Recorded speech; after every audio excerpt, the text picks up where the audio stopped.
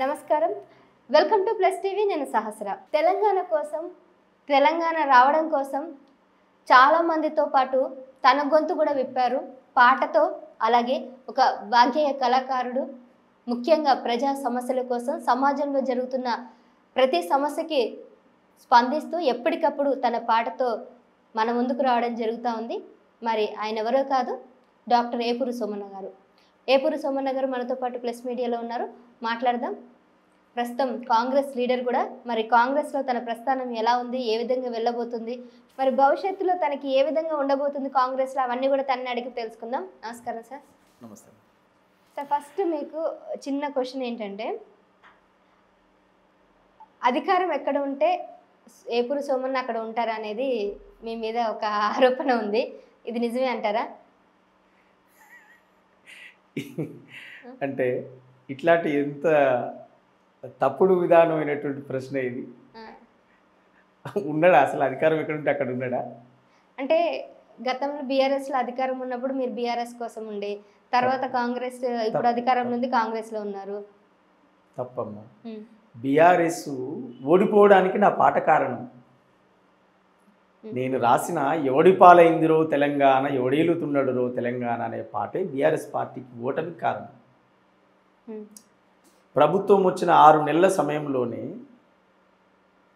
Telangana TRS ప్రభుత్వం వచ్చిన 6 నెలల కాలంలోనే సాంస్కృతిక సారథిలో ఒక ఉద్యోగం ఉంటే ఆ ఉద్యోగానికి కూడా రాజీనామా చేసి బయటకు వచ్చాను ప్రభుత్వం ఎక్కడుంటే అక్కడ అధికారం ఎవరుంటే వాళ్ళు అనేది నా జీవితంలో లేదు లేదంటారు తెలుగుదేశం గవర్నమెంట్ ఆ రోజు చంద్రబాబు నాయుడు ముఖ్యమంత్రి ఉమ్మడి ఆంధ్రప్రదేశ్ ప్రభుత్వానికి వ్యతిరేకంగానే ఉన్నా రాజశేఖర రెడ్డి గవర్నమెంట్ 2004లో కాంగ్రెస్ దానికి వ్యతిరేకంగానే ఉన్నా బీఆర్ఎస్కి వ్యతిరేకంగానే ఉన్నా ఇవాళ కాంగ్రెస్ను మేము కావాలని గెలిపించుకున్నాం పార్టీ అంతే నా ఆట నా పాట నా శ్రమ కేసీఆర్కు వ్యతిరేకంగా మాట్లాడుతున్నానంటేనే కాంగ్రెస్కి అనుకూలమనే అర్థం రేవంత్ రెడ్డి గారు తెలుగుదేశం పార్టీలో వారి నాయకత్వంలో ఉన్నప్పటి నుంచే నేను వారికి మాకున్నటువంటి ఉద్యమ సంబంధం నేను ఒక నాయకుడిగా వారిని గొప్పగా అభిమానించాను ఒక గాయకుడిగా కవిగా కళాకారుడిగా ఆయన నన్ను అద్భుతంగా అభిమానించాడు చేరదీశాడు తోడుగున్నాడు అనేక మంది సాంస్కృతిక సైన్యాన్ని నడిపించాం ఈ రాష్ట్రం మీరు అన్నారు నా తర్వాత 3 జనరేషన్లకి నేను ఒక గురువుని అవుతా సాంస్కృతిక రంగంలో కానీ కళారంగంలో కానీ 3 జనరేషన్లు నేను ఖచ్చితంగా తీసుకొస్తాను అంటున్నారు సో మరి ఇన్ కేస్ మీరు రాజకీయంలో ఉంటే ఇది ఏ విధంగా మీరు సైమల్టేనియస్గా మేనేజ్ చేయగలరు అంటే సమాజము ఒక కవిగా వాగ్గేయకారుడిగా సమాజంలో ఉన్నటువంటి అనేక సమస్యల మీద ప్రధానంగా ఎడ్యుకేషన్ ఎదుగుతున్న తరానికి ఎడ్యుకేషన్ హెల్త్ ఆర్థికం ఈ 3 సబ్జెక్టుల మీద ఎదిగేటువంటి తరానికి నా పాట ఎరువుగా మారాలనుకుంటున్నాను ఎదిగే తరానికి ఒక దిక్సూచిగా నా పాట మాట నిలబడాలనుకుంటున్నాను పొలిటికల్ అనేది నా ఇంట్రెస్ట్ అంతే నా ఇంట్రెస్ట్ నా ఇష్టం రాజకీయం అనేది నా ఇష్టం ప్రతిదీ రాజకీయ వ్యవస్థతో ముడిపడి ఉన్నది ఈ సమాజంలో అసలు రాజకీయం లేనిదేడా ప్రతి విషయంలో రాజకీయం ఉంది అందువల్ల సమాజం కోసం పనిచేద్దామొచ్చిన నేను ఒక కళాకారుడిగా కొనసాగితే చాలనుకున్నాను ఒకప్పుడు ఫస్ట్ నేను కళాకారుడిని అయితే బాగుండనుకున్నాను కళాకారుడిని అయ్యాను నేను పాడితే లక్షల మంది వినాలనుకున్నాను లక్షల మంది విన్నారు నాకు రాయడం రావాలనుకున్నాను రాయడం వచ్చింది ఓకే రాసి ఆడి పాడాలనుకున్నాను పాడాను చాలామంది అవకాశాల కోసం సినిమా స్టూడియోల చుట్టూ తిరుగుతూ ఉంటారు డైరెక్టర్ల కాడికి తిరుగుతూ ఉంటారు నేను వెలిశాల ఊళ్ళో కూర్చుంటే నేను నారాయణమూర్తి గారు ఫోన్ చేసి మా మూవీకి నువ్వు పాట రాయాలని కాల్ చేశాడు మా ఊళ్ళో ఉంటే అంటే అప్పటికి ఒక ఉద్యమకారుడిగా ఉద్యమ గాయకుడిగా నేను సమాజంలో ఎక్స్పోజ్ అయి ఉన్నాను నాకు నారాయణమూర్తి సార్ కాల్ చేశాడు వీర తెలంగాణ మూవీ వస్తుంది ఆర్ నారాయణమూర్తి గారు వీర తెలంగాణ అని ఒక మూవీ తీశాడు 2009లో ఆ సినిమాకు పాట కావాలని కాల్ చేశాడు కళాకారుడైపోయాను కవిగా అయిపోయాను, గాయకుడిగా అయిపోయాను, నాయకుడు కావాలనే లక్షణం ఉన్నది. అవుతారంటారు. నాయకుడు కావాలనేటువంటి కోరిక మిగిలింది. నాయకుడిని కూడా అయ్యాను. ఎస్, వందలాది మంది అభిమానుల సంపాదించుకున్నాను. లక్షలాది మంది నా పాటలు వినేవాళ్ళు, నా సభలకు వచ్చేటువంటి ప్రజలు తయారయ్యారు. అదంతా ఓకే. ఇప్పుడు నా ముందున్నటువంటి గోల్ ఒక కవిగా, ఒక గాయకుడిగా చేసే పని చేస్తూనే రాజకీయ రంగంలో కూడా నాకంటూ నేనేంటని ఒక ప్రూఫ్ చేసుకోవాల్సినటువంటి సమయం నాకుంది. ఆ సమయం కోసం చూసేటువంటి ప్రయత్నంలో, వెతికేటువంటి ప్రయత్నంలో కొన్ని ఒడిదొడుకులు, కొన్ని తప్పటడుగులు, కొన్ని సందర్భాల్లో వేయాల్సి వచ్చింది. అందుకనే పార్టీలు ఇన్ని మారారంటారా? ఎవరు చెప్పారమ్మా మీకు నేను ఇన్ని పార్టీలు మారాను? మీరు షర్మిల గారితో 2 సంవత్సరాలు ఉన్నారు. అవును, షర్మిల వేరు, కాంగ్రెస్ వేరు కాదమ్మా. షర్మిల వేరు, కాంగ్రెస్ వేరా? షర్మిలమ్మ ఏడుంది వాళ్ళ కాంగ్రెస్లోనే ఉంది. కానీ అప్పుడు వైఎస్ఆర్. అవునండి. ఒక ప్లాట్ఫామ్, ఆమె ఒక గోల్ కోసం ఆమె వచ్చింది. ఆమె అనుకుంది నాకు ఒక గోల్ ఉంది, నేను ఆమెకు అటాచ్ అయ్యాను. ఓకే, మేము కేసీఆర్ యాంటీగా చేసిన ప్రతి పోరాటం అది కాంగ్రెస్ పార్టీకి ఉపయోగపడ్డది. ఓకే, షర్మిలమ్మ కూడా ఇక్కడ నిలదొక్కోలేనటువంటి కొన్ని సందర్భాల్లో 1-2 తప్పటడుగులు పడ్డాయి. దాన్ని సరి చేసుకున్నాం. మళ్ళీ పార్లమెంట్ ఎలక్షన్ ముందే కాంగ్రెస్లో జాయిన్ అయినాం. రేవంత్ రెడ్డి గారు ముఖ్యమంత్రి కాకముందుకి కలిసి పనిచేసినటువంటి వాళ్ళం, వారితో కలిసి ఉన్నాం.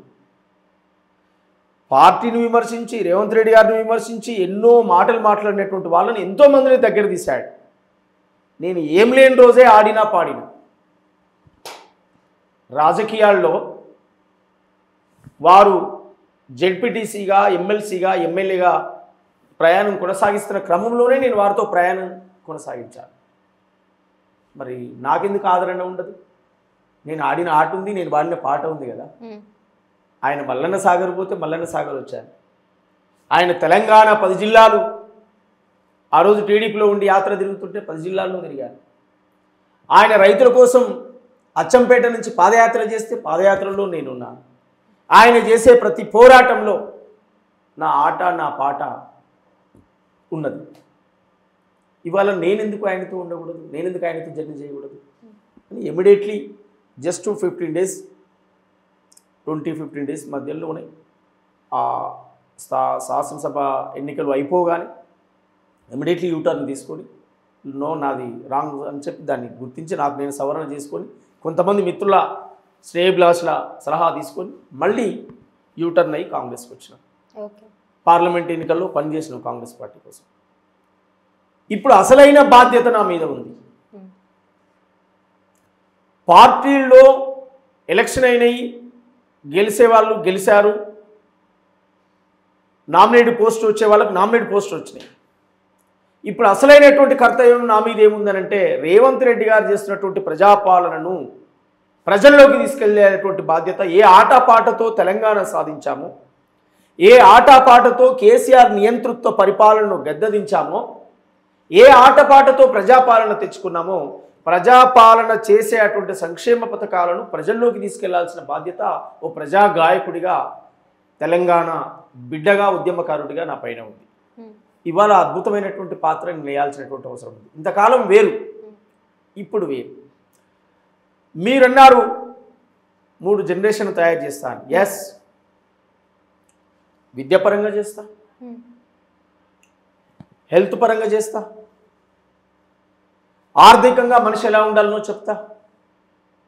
సేమ్ టైం రాజకీయ రంగంలో యువత ఎలా రావాలంటారు అనే అటువంటి మెసేజ్ కూడా చెప్తా.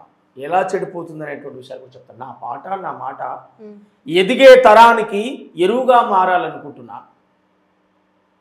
మానవ సమాజం అనే పుస్తకంలో నీ కోసం ఒక పేజీ అయినా రాయబడాలి, లేదా పేజీలో నీ పేరైనా ఉండాలి. అప్పుడే మనిషి పుట్టుకకు అర్థం. ఆ అర్థాన్ని వెతుక్కునే పనిలో, ఎదిగే తరానికి చూయించే పనిలో ఉన్నా. అందువల్ల కంప్యూటరు చేతుల బట్టు ప్రపంచమే కనిపిస్తుంది, ఇంగిలీసు పదును బెట్టు విశ్వమంతా నడిపిస్తుంది. వాట్సాపుల్లో ఫేస్బుక్కుల్లో కాలాక్షేపాలొద్దు, నీ మంచి కొరకు అవి ఉపయోగిస్తే ఉన్నతంగా ఎదుగొచ్చు. శాస్త్రవేత్తలు సైంటిస్టులు ఎన్నో కనిపెట్టారు, అవి అనుభవిస్తూ నువ్వు హాయిగా కూసొని శుద్ధమొద్దుగా వద్దు. ఇది పోటీ సమాజం రాను ఓటమి జందకురా, గెలుపే నీ లక్ష్యం రామ్, గగనంపై అడుగైరాం. యువతి యువకులారాం, విద్యార్థి తమ్ములారాం, మహనీయుల దారిలో నడవాలి, మరో చరిత్రను రాయాలి. ఈ సమాజం అనేటి పుస్తకంలో మీరు చెరగని చరిత్రలవ్వాలి. కంప్యూటరు చేతుల బట్టు ప్రపంచమే కనిపిస్తుంది, ఇంగిలీసు పదును పెట్టు విశ్వమంతా నడిపిస్తుంది, విశ్వమంతా నడిపిస్తుంది. సూపర్. సో మీ పాటతోనే మీరు అన్నట్టు 3 జనరేషన్లకి మీరు ఒక ఇన్స్పిరేషన్ అవుతారని అంటారు. సో మరి తుంగతుర్తి నుంచి మీరు పోటీకి దిగబోతున్నారు అనేది మాకు తెలుస్తున్న సమాచారం. సో ఏంటి ముఖ్యంగా తుంగతుర్తిని ఎంచుకోవడానికి ఏంటి కారణం? ఇంకా వెనకబడి ఉందంటారా? తుంగతుర్తి కాన్స్టిట్యున్సీ అనేది మేము పుట్టి పెరిగిన గడ్డ. మా ఊరు వెలిశాల, తొండ తిరుమలగిరి మండలం, వెలిశాల గ్రామం. ఇప్పుడు ఒకప్పుడు నల్గొండ జిల్లా, ఇప్పుడు సూర్యాపేట జిల్లా. అవును. అంటే ఆ ప్రాంతం నుంచి పుట్టాను కనుక అది ఎస్సీ రిజర్వ్డ్గా ఉన్నది. ఒక అవకాశం వస్తే అక్కడి నుంచి పోటీ చేయాలనేది మా ఒపీనియన్. గతంలో షర్మిల గారు కూడా మాకు అక్కడి నుంచి మా మొదటి అభ్యర్థి అని చెప్పి వారు ప్రకటించడం జరిగింది. సరే, మధ్యలో కొన్ని కారణాల వల్ల మళ్ళీ యూటర్న్ తీసుకోవడం ద్వారా అది అట్లే ఆగిపోయింది. ఇన్ ఫ్యూచర్ మా గోల్ అది ఎప్పుడైనా కావచ్చు, రేపే ఎల్లుండే అది కాదు నా ఉద్దేశం. ఖచ్చితంగా ఆ ప్రాంత ప్రజలకు సేవ చేయాలి, ఆ ప్రాంత ప్రజల కోసం నిలబడాలి. ఓ బండి యాదగిరి పుట్టిన గడ్డ, ఓ మారోజు వీరన్న పుట్టిన గడ్డ. తెలంగాణ రైతాంగ సాయుధ పోరాటంలో సుడుముటు సూర్యపేటం, నట నడుమ నల్లగొండం, నువ్వు ఉండేది హైదరాబాదు, దాని పక్కనే గోల్కొండం, గోల్కొండ కిల్లా కిందం, నీ గోరిగల్తాం కొడుకో నైజాము సరుకరోడం, బండెనుక బండి గట్టి 16 బండ్లు గట్టి, ఏ బండే పోతావు కొడుకో నైజాము సరుకరోడం. ఇలాంటి చారిత్రాత్మకమైన పాటలు రాసినటువంటి కవి బండి యాదగిరి. అందుకో రగుతు పందుకో ఈ దొంగల దరిమేట అందుకో, బాంచోళ్ళని బంధం వేసి శూద్రులని ముద్రలు వేసి, మన తాతల తండ్రుల నుండి మన మీద పెత్తనం చేసి, ఇట్లా భూస్వామ్య తత్వాన్ని బూర్జువతత్వాన్ని ఎదిరించి విప్లవ పోరాటంలో నడిచినటువంటి మారోజు వీరన్న పుట్టినటువంటి గడ్డ. తెలంగాణ మట్టి మనుషులను మహామనుషులుగా చేసినటువంటి సాయుధ రైతాంగ పోరాటాన్ని నడిపిన భీమిరెడ్డిని కన్నటువంటి గడ్డ తుంగతుర్తి. చిన్న వయసులోనే అన్నతో సమానంగా అడవిలోకి వెళ్ళి దళాలు చేపట్టి నిర్మాణం చేసి గన్ను పట్టినటువంటి వీరవనిత మల్లు స్వరాజ్యమ్మ పుట్టినటువంటి గడ్డ. సుద్దాల హనుమంతు పుట్టినటువంటి గడ్డ. ఆ ప్రాంతం అంతా కూడా విప్లవోద్యమాలు తిరుగుబాటు కేంద్రంగా నడిచిన ప్రాంతం. అక్కడ పుట్టాను నేను. మీరు అన్నట్టు ఆ ప్రాంతం అంతా కూడా విప్లవాత్మకమైనటువంటి పుట్టినటువంటి గడ్డ మీద ఇప్పటికీ కూడా పరువు హత్యలు, కులం అనేది ఎక్కువగా ఆ ప్రాంతంలో ఉంది అంటారు. ఏం చెప్తారు? అవునా? ఎందుకు ఇంతమంది ఉన్నా కానీ ఎందుకు అక్కడ మార్పు తేయలేకపోయారు ఇప్పటికీ కూడా? అంటే కులము అనేది ఈ దేశంలో పునాదిగా ఉన్నది. కులం ఉపరితలంగా లేదు. కులం పునాదిగా నిర్మాణమైనది. అదొక రకమైన సబ్జెక్టు, అదొక రకమైన అంశం. దాన్ని పరిష్కారం చేయడానికి మనం మొదటి వాళ్ళం కాదు, చివరి వాళ్ళం అంతకంటే కాదు. అనేక మంది ఆ కులాల కంపులో, ఆ మతాల మత్తులో మునిగిపోయినటువంటి వాళ్ళు, ఆహుతైనటువంటి వాళ్ళు ఉండరు, హత్య గురి గావించబడ్డటువంటి వాళ్ళు ఉండరు, అరాచకాలు చేసినటువంటి వాళ్ళు ఉన్నారు. అందువల్ల ఎంతో విప్లవాత్మకమైనటువంటి ప్రాంతం తెలంగాణ రైతాంగ సాయుధ పోరాటం, నక్సల్బరీ మూమెంట్, సామాజిక ఉద్యమాలు, మాదిగ దండోర లాంటి ఉద్యమాలు, బీసీ హక్కుల కోసం నడిచేటువంటి అనేక పోరాటాలు, ఇవన్నీ నడిచినట్టు నేలే అది. సామాన్యులను కూడా సాయుధంగా మలిసినటువంటి గడ్డ ఆ ప్రాంతం. విప్లవ పోరాటాలకు పేరుగాంచిన కోటం, బరిసెలందుకొని బరిలో ముందు నిలిసే సూర్యపేటం, మట్టి మనుషుల వెతలను కథలు రాసే ఒట్టి కోటం, భీమిరెడ్డి ఐలమ్మలు రగిలించిన పోరుబాటం, యుద్ధ గీతి శుద్ధాడుగుల సంవడి ఆటం, బండరుక బండని గర్జించే యాదగిరి పాటం. ఏమని పాడాలి నేను ఈ పాట, ఎంతని చెప్పాలి గుండె గాయాల గోసం, చెరచబడ్డ కూలి తల్లి కన్నీటి వలపోతం, రక్తం వలదై పారిన తెలంగాణ కడుపు కోతం. ఏమని పాడాలి నేను ఈ పాట, ఎంతని చెప్పాలి గుండె గాయాల గోస. ఎన్నో త్యాగాలు చేసినటువంటి నేల మీద నువ్వన్నట్టు కుల హత్యలను పరువు హత్యలనే పేరు పెట్టారు. సార్ రీసెంట్గా ఒక హత్య జరిగింది. మాదిగకు సంబంధించి ఎవరైనా హత్య జరిగితే అందరూ వెళ్తున్నారు తప్ప మాలలో జరుగుతున్నట్టు హత్యకి మాదిగలు ఎవరు వచ్చి సపోర్ట్ చేయట్లేదని అక్కడ ఒక జరుగుతుంది అనమాట. మాల బంటికి అన్యాయం జరిగింది, ఎవ్వరు కూడా మీరు ఎవ్వరు రాలేదు అని అంటున్నారు సార్. చాలా తప్పు. మరి ఎవరైనా మాట్లాడారా? మనిషి చనిపోతే కూడా మాలా మాదిగా అని అనుకుంటాం అనేది చరిత్రలో ఎంత తప్పిదం అంటది. నువ్వు అన్నందుకు అంటున్నా నేను. మీరు ఒక ప్రశ్న వేశారు కనుక నేను ఆన్సర్ ఇస్తున్నా.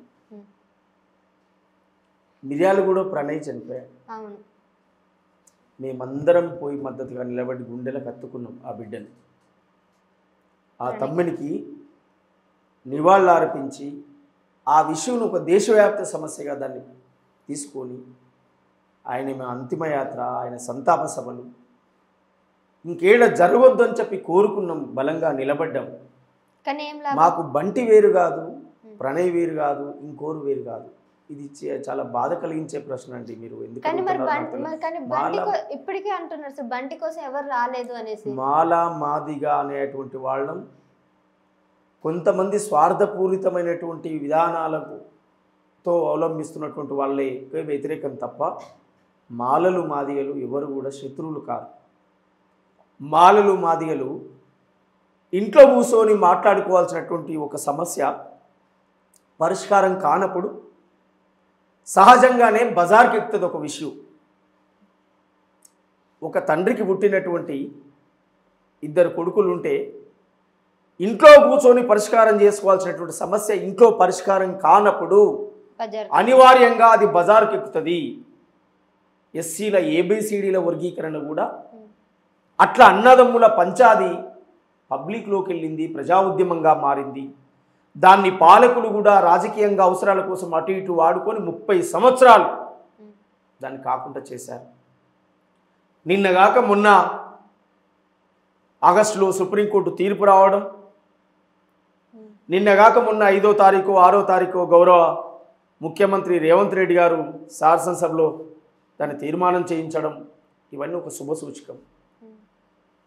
అదొక సమస్య అనేది జరిగిపోతే మళ్ళీ యథావిధిగా ఒక తల్లి పిల్లలుగా అందరు కలిసి బతుకుతారు. ఇప్పుడు మీకు మీరు మీరు పర్టికులర్గా మీకు 9% ఇస్తే ఇప్పుడు మళ్ళీ మీరు దాన్ని 11% కావాలని కూడా అని అంటున్నారు కదా. అంటే ఇప్పుడు రావాల్సింది బరాబరి రావాలని అడగడం తప్పేముంటుంది? తప్ప అది కూడా అడగొద్దా? అది నేరం అవుతుందా? అంటే మీరు స్టార్టింగ్ నుంచి అడిగే డిమాండ్లన్నీ నెరవేర్చుకుంటూ వస్తారు, మళ్ళీ ఇంకా కావాలని అంటే మీ అడగడం నాకు అర్థం కాలేదు. ఇప్పుడు మీరు మళ్ళీ ఇంకా కావాలంటే లేనిది అడుగుతురా ఉన్నదా? ఇప్పుడు 15% లో 9 మీకు వాళ్ళకి 5 ఇంకొకరికి 1. ఇప్పుడు కావాలని అడుగుతున్నారా ఉన్నదే అడుగుతున్నారా?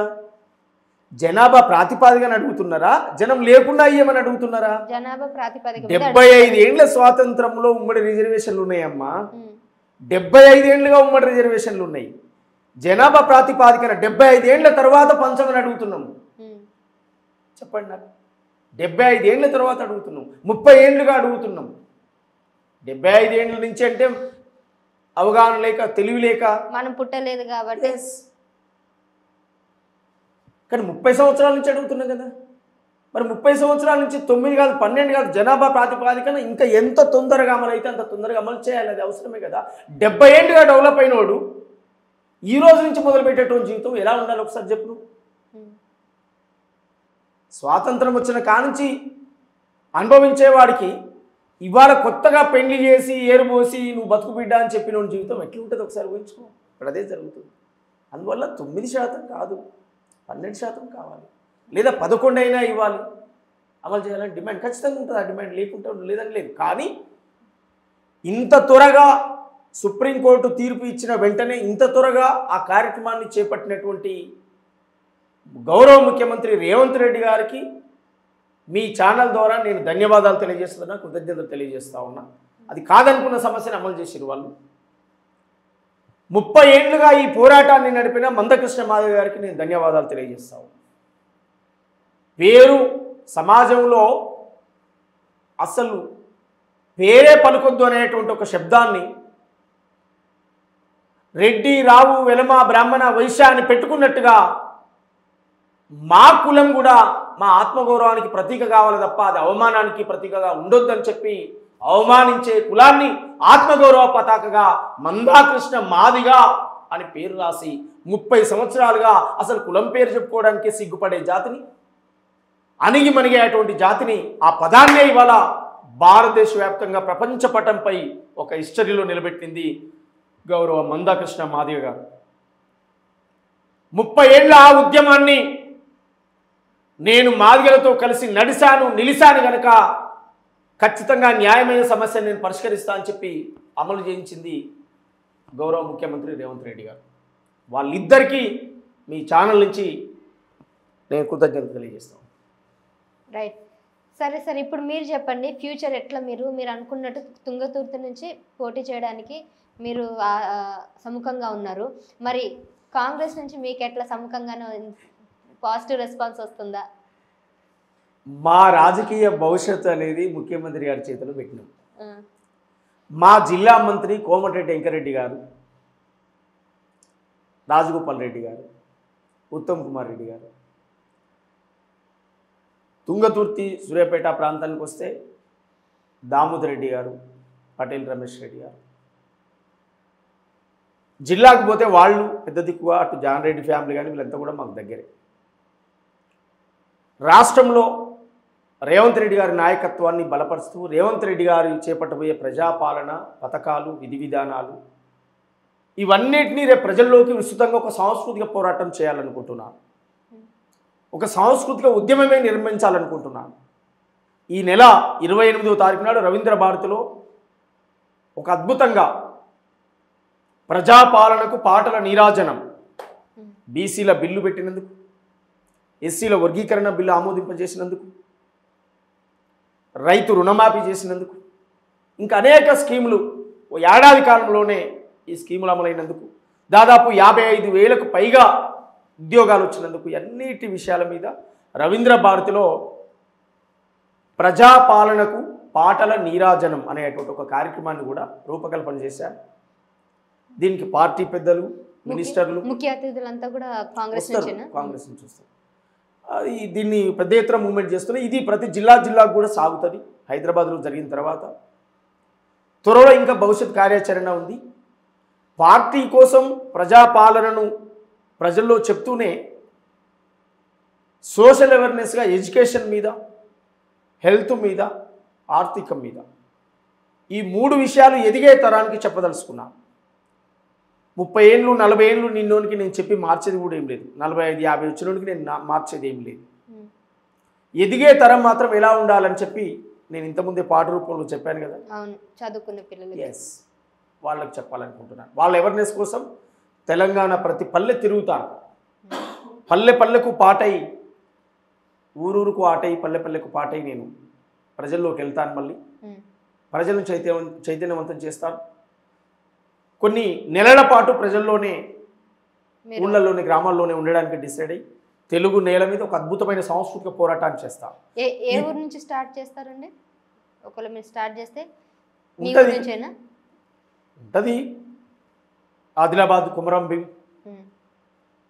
స్తూపం కానించి, విగ్రహం కానించి మొదలై తెలంగాణ మొత్తం చుట్టాలనేటువంటి కార్యక్రమం కొన్ని ఉన్నాయి, భవిష్యత్ కార్యక్రమాలు. తర్వాత ఏప్రిల్ మొదటి వీక్లో కూడా కొన్ని కార్యక్రమాలు తీసుకోబోతున్నాం. ఏప్రిల్ మొదటి వీక్, ఏప్రిల్ 5th నుంచి మే 5th వరకు. April 5th to May 5th. దాని తర్వాత మళ్ళీ ఫ్యూచర్ కాల్చడం, ఇట్లా కొన్ని ఆలోచనలు, ఇవన్నీ కూడా ప్రజలకు చెప్పాలి. ఇవన్నీ కూడా మీ పాటతోనే అందరికి పిలుపునిచ్చబోయేది. పార్టీ ఉంటుంది, పాట ఉంటుంది, ప్రజలు ఉంటారు. పార్టీ నాయకత్వం ఉంటుంది. సేమ్ టైం ప్రజలు, ప్రజా ఉద్యమకారులు, ప్రజా కళాకారులు, ఉపాధ్యాయ సంఘాలు, విద్యార్థి సంఘాలు, జర్నలిస్టులు, అన్ని వర్గాల వాళ్ళు మద్దతుతో సమాజానికి ఒక దిశ నిర్దేశించడంగా ఇవాళ ముఖ్యంగా యువత డ్రగ్స్, మద్యం ఊరేగుతుంది ఊకని, అంటే ఎట్లా ఆగమైపోతుందని చెప్పేటువంటి ఒక సందేశం చెప్పాలనుకుంటున్నాను నేను నా పాటల ద్వారా. హెల్త్ ఎట్లా ఖరాబ్ అవుతుందని చెప్పాలనుకుంటున్నాను. విస్తృతంగా ఏదో పాట రాసి పాడి టైంపాస్ కాదు, నో, విస్తృతంగా ప్రజల్లోకి తీసుకెళ్లాలనుకుంటున్నాను. గుండె గుండె నీవు పదిలంగుండమ్మ, నిండు నూరేళ్ల జీవితం నాకు ఇవ్వమ్మ, దేహానికి ఊపిరి నీవమ్మ, ప్రాణానికి రూపం మాయమ్మ, నువ్వు లబుకని మోగుతుంటే పరుగెడుతానమ్మా, నువ్వు అలిగి ఆగిపోతే నేలన పడిపోతానమ్మా, గుండె గుండె నీవు పదిలంగుండమ్మ, నిండు నూరేళ్ల జీవితం నాకు ఇవ్వమ్మా, తల్లి గర్భములో ముద్దగున్నప్పుడే హాటు బీటేసి నన్ను ఆడించావమ్మ, ఈ లోకమంతా కండ్లతోటి చూడనప్పుడే నా అవయవాలకు రూపమిచ్చినావమ్మ, ప్రేమ జాలి కరుణ కలిపి హృదయం అయినావు, ఈ సృష్టిలోన ప్రతి జీవికి ప్రాణవాయు నీవమ్మ, గుండె గుండె నీవు పదిలంగుండమ్మ, నిండు నూరేళ్ల జీవితం నాకు ఇవ్వమ్మ, బోరు పంపు నీళ్ళ నెత్తి పోసినట్టుగా నా రక్తమంతా దారాల పారిస్తుంటావు, ఎగిసి పడే గోదారి అరల తీరుగా నా తనువులోని అణువును తాకుతుంటావు, నా మెదడును దరిపి రోజుకింత పదునెడుతావమ్మా, జ్ఞానాన్ని అందించి బుద్ధి జీవిని చేశావు, గుండె గుండె నీవు పదిలంగుండమ్మ, నిండు నూరేళ్ల జీవితం నాకు ఇవ్వమ్మ. గుండె గురించి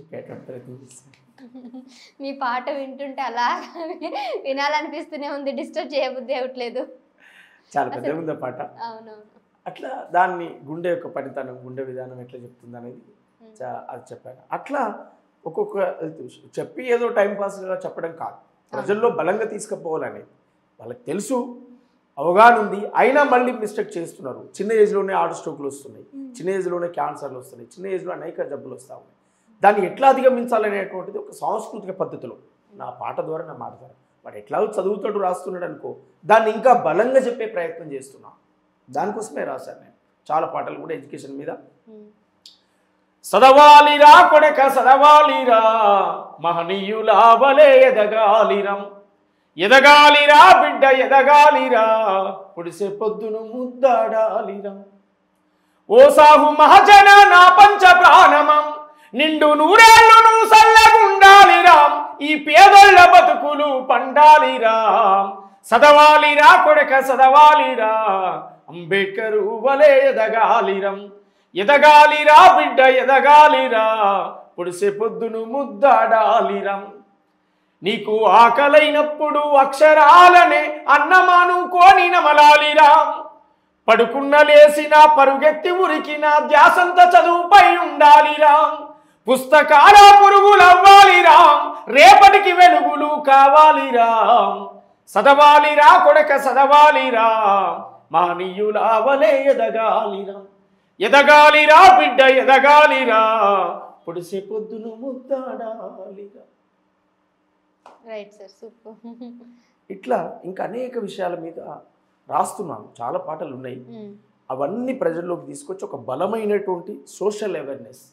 పార్టీ ప్రజాపాలన ఒక కన్నులాగా, సోషల్ యాక్టివిటీ సోషల్ మూమెంట్ కూడా సమాజంలో. భారత రాజ్యాంగం డెమోక్రసీ, భారత రాజ్యాంగం యొక్క గొప్పతనం, రాజ్యాంగం వచ్చిన తర్వాత ఏముండే ఈ సమాజంలో, రాజ్యాంగం రాకముందుకు ఎలా ఉండే ఈ సమాజం, ఈ తేడాలు చెప్తూ రాజ్యాంగం యొక్క గొప్పతనాన్ని చెప్తూ అవేర్నెస్ కల్పిస్తారు. ఎస్, ఇవన్నీ కూడా ప్రజల్లోకి తీసుకెళ్ళి అటువంటి ఒక బలమైనటువంటి సాంస్కృతిక ఉద్యమం తెలుగు నేల మీద, తెలంగాణ గడ్డ మీద చేయాలి. రవీంద్ర భారతిలో ఉంది. ఎస్, రేపు ప్రజాపాలనకు పాటల నీరాజనం ఏప్రిల్ కాదు, ఏప్రిల్లో చేపట్టబోయే కార్యక్రమం వేరు. ఇప్పుడు ఇది ఎప్పుడు, ఏ రోజు ఉండబోతుంది? ఇది ఈ నెల 28, ఈ నెల 28వ తారీఖున రవీంద్ర భారతిలో జరుగుతున్నటువంటి కార్యక్రమం ప్రజాపాలనకు పాటల నీరాజనం. ప్రజాపాలనకు పాటల నీరాజనం. రైట్ సార్, మీరు అన్నట్టుగా ప్రజల్లో చైతన్యం కల్పించాలంటే మాట ఒక్కటే సరిపోదు, పాట ఖచ్చితంగా కావాలి. మీ పాటతోనే మీరు కూడా మీ తుంగతుర్తి ప్రజలకు ఇంకా దగ్గర కావాలి. కేవలం పాట ఒక్కటే కాదు, అధికారం కూడా ఉంటేనే ఆ రాష్ట్రం కానీ, లేకపోతే ఆ జిల్లా కానీ, ఆ దేశం కానీ బాగుపడుతుంది అనేది మనం ఎన్నో సందర్భాల్లో చూసాము. సో మీకు అధికారం కూడా రావాలి, అంటే అఫీషియల్గా ఇప్పుడు ఎలాగో చేస్తున్నారు, అఫీషియల్గా కాంగ్రెస్ నుంచి కూడా అధికారం రావాలి. మీరు అన్నట్టుగా మీరు సమస్యలు ఇప్పటివరకు అయితే చాలా వరకు చేశారు, వాటి మీద అంటే మీరు దాని మీద ప్రయత్నం చేశారు. తుంగతుర్తిలో కూడా మీరు ఇంకా ముందుకు వెళ్ళాలని మా ప్లస్ మీడియా నుంచి, మా ప్లస్ టీవీ నుంచి మేము కూడా కోరుకుంటున్నాం sir. Thank you so much. Thank you.